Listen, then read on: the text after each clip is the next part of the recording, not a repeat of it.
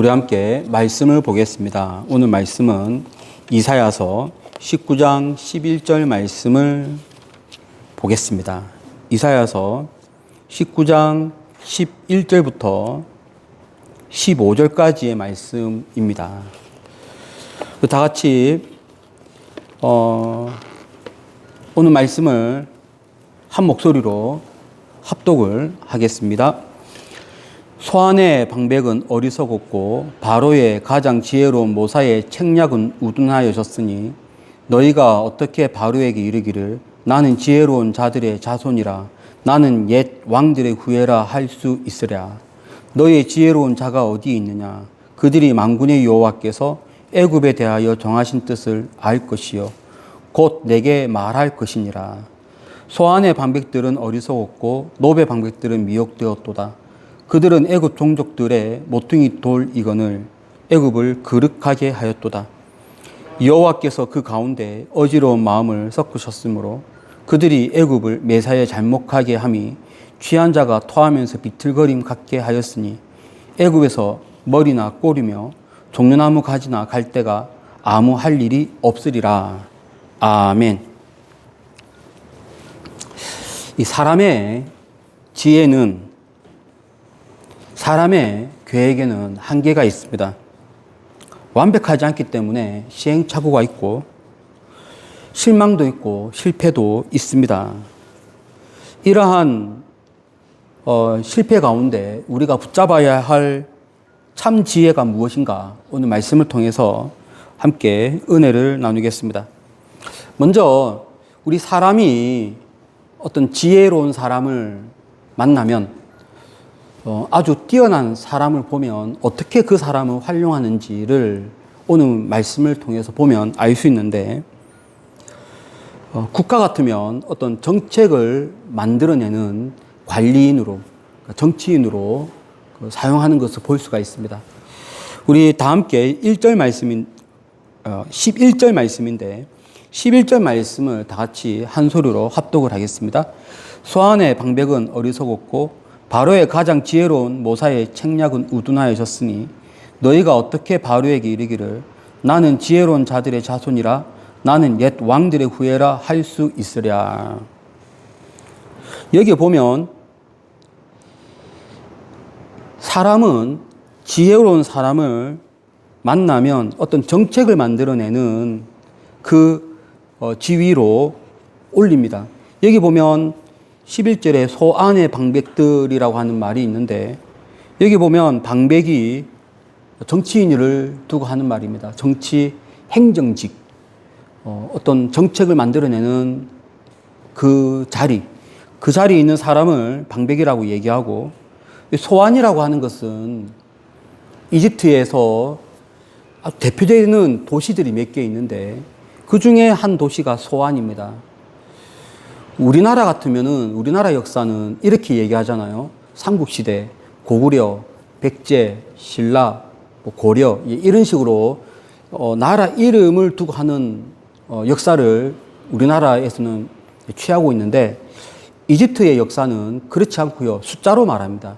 1왕조, 2왕조, 5왕조, 8왕조, 21왕조 이런 식으로 숫자 앞에 붙여서 왕조를 얘기하는데 21왕조, 22왕조, 23왕조, 21왕조 때의 수도가 소안이었습니다. 그러니까 이 소안은 이집트를 대표하는 그런 도시라고 할 수 있는데 그 도시의 방백, 그러면 이제 수도의 정치인, 이러면 이제 이집트를 이끌어가는, 이집트를 만들어내는 그러한 관리인이 되겠죠. 사람은요, 어떤 나보다 뛰어난 사람이 있으면 어떤 지혜로운 사람이라고 판단된다 이러면 뭔가를 만들어내는데 그 사람을 오라고 요청해서 그 일을 맡깁니다. 그리고 여기 보면 바로의 가장 지혜로운 모사, 왕 바로 옆에서 바로가 왕이 뭔가를 만들어낼 때 결정을 잘할 수 있도록 도와주는 모사, 책략가. 그런데 이 지혜로운 사람을 사용을 하는 것을 오늘 기록하고 있는데 모든 세상 만사가 다 이렇죠. 조그만한 기업도 이 기업을 이끌어가는 연구원들은 흔히 말하는 두뇌들, 예, 그런 사람들을 불러다가 연구원으로 세우고 회사를 이끌어 가는데 어떤 연구 프로젝트를 만들게 하죠. 그리고 계속해서 13절도 한번 보실까요? 13절은 제가 한번 읽어보겠습니다. 소안의 방백들은 어리석었고 노베의 방백들은 미혹되었도다. 이때의 놉도 마찬가지예요. 이집트를 대표하는 어떤 도시인데 놉의 방백들이라고 쓴 것을 보면 역시 마찬가지로 사람들은 지혜자를 이런 나라를 이끌어가는 어떤 중요한 요직에 앉힙니다. 이집트의 고대 글자를 보면 정말 복잡하거든요. 그리고 이집트는 당시에 우리가 흔히 말하는 고대 문명 발생지 중에 하나가 이집트잖아요. 그러니까 이 당시 이집트의 문명은 전 세계에서도 아주 당연히 으뜸가는 그러한 문명이었고 거기에 관리인이라고 하는 것은 상당한 두뇌를 갖고 있는 그런 사람이었습니다. 그런데 여기에 말대로 보면 이들이 한계가 있어요. 한계가 있다 보니까 이집트를 이런 지혜자들에게 맡기면 이집트가 탄탄대로하고 쭉 가야 되는데 그렇지 못한 거예요. 망하게 되는 거죠. 대표적인 예가 제가 지난번에도 한번 말씀드렸는데 중국의 진나라. 중국의 진나라가 영어로 치면은 CHIN, 진나라 할 때 친 이렇게 썼는데 이것을 이제 발음을 영어식으로 발음하다 보니까 차이나 된 거거든요. 그래서 CHIN 뒤에 A를 붙여서 차이나, 중국 이름이 이제 차이나잖아요. 근데 그 영어에 보면 CHIN이 진나라를 두고 하는 말이에요. 근데 그 진나라가 실상은 나라가 15년밖에 유지가 안 됐단 말이에요. 겨우 그 몇천 년 동안의 중국이라는 거대한 역사 속에서 딱 15년 나라가 있었는데 그 나라가 중국을 대표하는 그런 표기가 되었습니다. 근데 그 진나라가 15년 만에 무너진 이유가 있어요. 당시에 진시황이 취했던 국가의 정책이 뭐냐 하면 한비자라고 하는 그 뛰어난 두뇌, 이 사람의 말을 들었어요. 이 사람은 무엇을 주장했냐면 나라를 다스리려면 법이 있어야 된다. 너무 당연한 거죠. 법이 있어야 된다. 강력한 법만이 나라를 건강하게 이끌어 갈 수 있다. 그렇게 해서 진시황이 법을 선포했는데 너무 강력한 법으로만 하다 보니 이것이 약간의 융통성도 없는 거예요. 그냥 무조건 법으로만 밀어붙이니 내부에서 파열음이 일어나서 15년 만에 나라가 무너진 거죠. 사람이 낸 생각은 들어보면은 그럴싸한데 실상은 한계가 있어요. 완벽하지 않습니다. 이 지혜의 결말은 어떨까? 사람이 내세운 지혜의 결말은 금방 말씀드린 것처럼 이것을 거룩하게 합니다. 잘못된 길로 가게 합니다. 함께 13절 한번 다 같이 합독을 하겠습니다. 소안의 방백들은 어리석었고 노베의 방백들은 미혹되었도다. 그들은 애굽 종족들의 모퉁이 돌 이건을 애굽을 거룩하게 하였도다. 이들의 결말은 뭐냐면요, 애굽은 지혜자들을 관리인으로 세웠고 그들의 말을 듣고 그들의 말대로 정책을 펼쳤는데 애굽을 잘못된 길로 가게 하는 거예요. 아니 그 지혜자들이 잘못된 길로 가려고 그런 정책을 만든 건 아닐 거 아니에요. 한다고 했는데 거룩하게 했다. 인간이 갖고 있는 지혜의 한계입니다. 아까 우리 법과 사상, 중국 진나라가 법으로 나라를 다스려야 된다. 너무 맞지만은 너무 법한 결과 나라가 15년 만에 무너졌어요. 사람이 내세운 지혜는 이것이 짧으면 1년, 길면은 뭐 100년 이렇게 갈 수 있지만은 언젠가는 사람이 내세운 지혜는 무너지게 마련입니다. 여기 보면 거룩하게 하였다라고 하는 말이 금방 우리가 읽었잖아요. 애굽을 거룩하게 하였다라고 하는 말이 있는데 이것은 어떤 뜻이 있냐면 벗어나게 한다. 요렇게 가야 되는데 벗어나게 갔죠? 그러다가 또 안으로 들어와요. 그래서 또 가다가 또 벗어나요. 그렇게 해서 벗어나게 했다, 큰 그림으로 보면 비틀거린다라고 하는 단어가 되는 거죠. 사람이 내세운 지혜는 영원할 수 없고 진리일 수가 없습니다. 실제로 이들은 우리 지난주에 봤던 말씀인데 이렇게 거룩하게 했기 때문에 당시에 이 시대 소환의 방백들, 소환이 21왕조의 수도 22왕조, 23왕조 이때 이 당시 대략 기원전 한 7세기, 8세기, 6세기 요 시기에 이집트는 실제로 어떤 일이 있었냐면 여기에 21왕조, 여기 22왕조, 또 여기 23왕조 막 서로 나라가 세워져서 서로 치고받고 같은 민족인데 싸우는 거예요. 나라와 나라가 싸우고 같은 민족인데 도시와 도시가 싸우고 같은 민족끼리 싸우고 이러한 내부적인 큰 파열음이 일어나게 된 거예요. 이것을 우리 지난주에 봤던 말씀인데요. 19장 2절에서 요 사건을 이렇게 표현하고 있습니다. 제가 한번 읽어볼게요. 이사야서 19장 2절입니다. 내가 애굽인을 격동하여 애굽인을 치리니 그들이 각기 형제를 치며 각기 이웃을 칠 것이요 성읍이 성읍을 치며 나라가 나라를 칠 것이며 이러한 일이 실제 일어난 거예요. 사람의 지혜는 완벽할 수 없어요.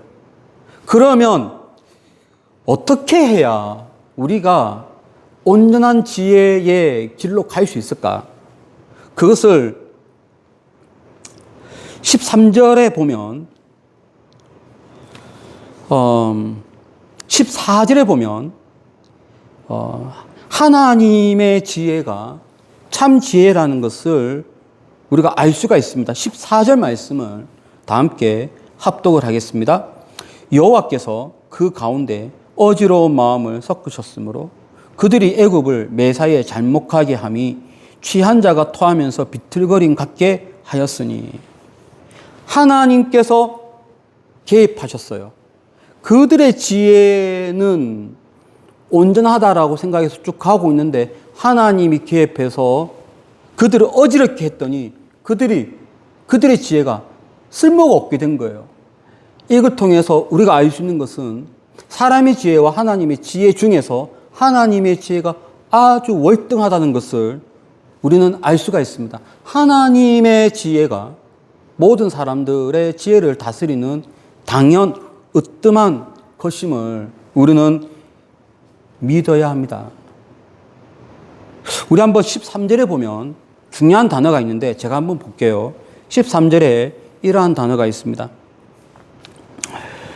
소안의 방백들은 어리석었고 노베 방백들은 미혹되었도다. 그들은 애굽 총독들의 모퉁이 돌이거늘.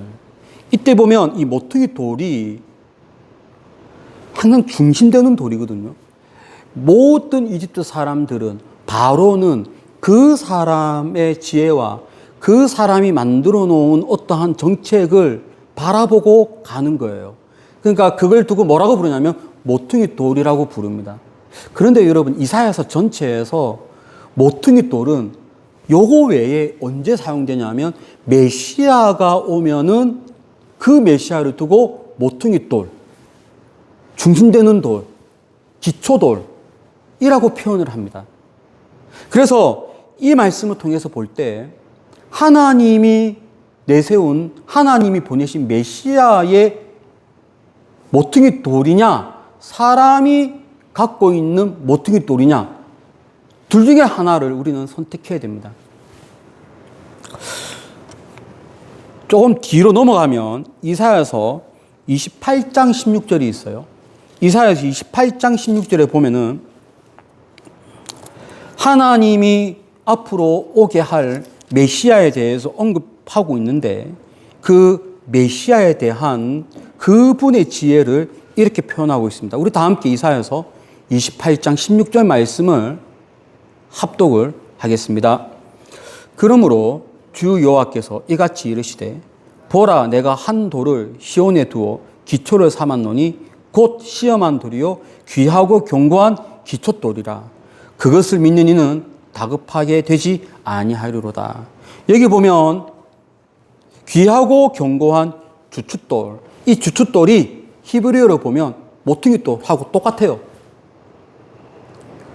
하나님이 내세운 모퉁이돌은 지혜가 있고 그 지혜를 잡는 사람은 견고하게 되고 그 돌은 사람이 귀하게 쓰임을 받는데 사람이 내세운 주춧돌은 완벽하지 아니하고 사람을 비틀거리게 하고 어긋난 길로 가게 하고 결국은 망하게 하고 사람과 사람 사이에 전쟁을 있게 하고 싸움이 있게 하는 그러한 지혜가 됩니다.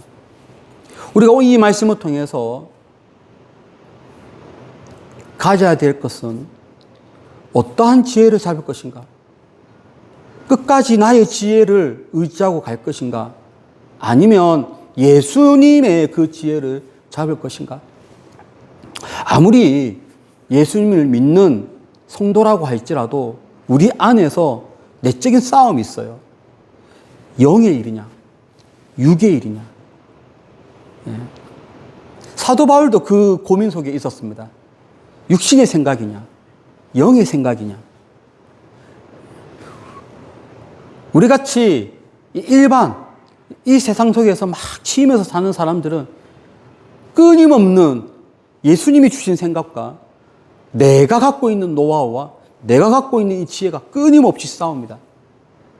오늘 여기에서 그 정답을 주고 있습니다. 내가 갖고 있는 지혜는 완벽하지 못하기 때문에 비틀거릴 수밖에 없고 예수님이 주신 지혜는 견고하기 때문에 우리가 그 지혜를 잡을 때 생명을 얻게 됩니다. 그러니 우리가 이 땅을 살아가면서 예수님의 그 지혜를 구할 수 있도록 예수님의 그 지혜를 잡는 그러한 여러분의 삶이 되시기를 축복을 드립니다. 그래야 항상 예수 붙들고 여러분의 지혜를 계속 매일매일 회복시켜 예수님의 지혜로 다시금 업그레이드 되는 그러한 여러분의 지혜가 되시기를 예수 이름으로 축원합니다. 기도하겠습니다. 하나님 아버지 감사합니다.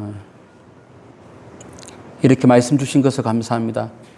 우리가 갖고 있는 지혜는 완벽할 수 없고 늘 부족하고 어긋난 길로 갈 수밖에 없지만 예수님의 지혜는 완벽하기 때문에 늘 예수님의 지혜를 우리가 갖는 그러한 우리의 생활을 하게 하여 주옵소서. 감사하며 예수님의 거룩하신 이름으로 기도드립니다. 아멘.